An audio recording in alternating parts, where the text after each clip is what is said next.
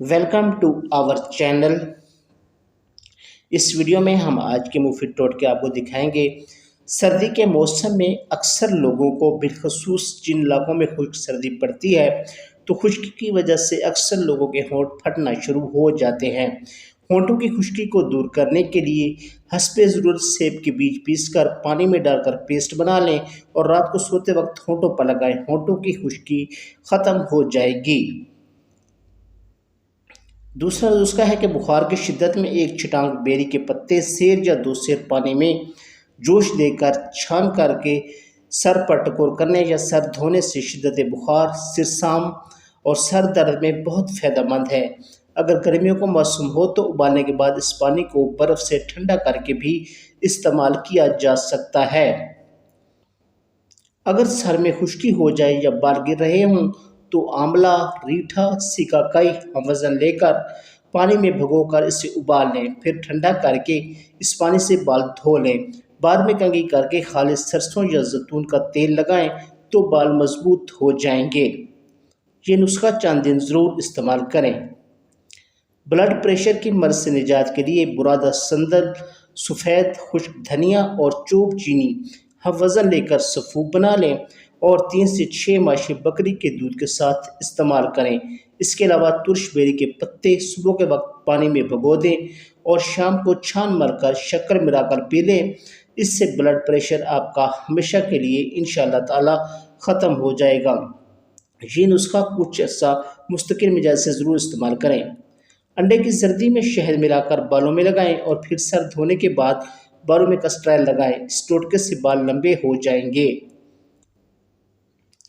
पुदीना खुश्क, अजवाइन देसी दोनों वज़न सफ़ूफ तैयार कर लें और आधा चम्मच दिन में 3 बार पानी या चाय के साथ इस्तेमाल करें।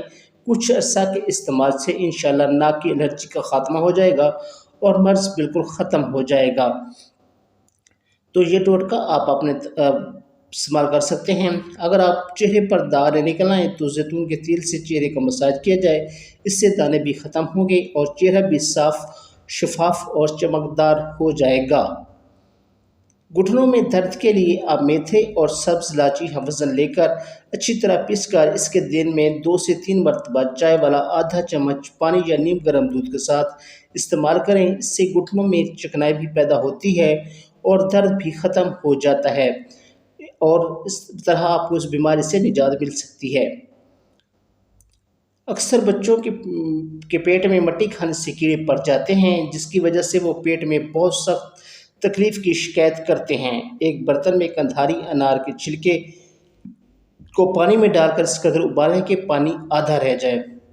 फिर इस पानी में 1/8 हिस्सा शहद मिलाकर मरीज़ को पिलाएं।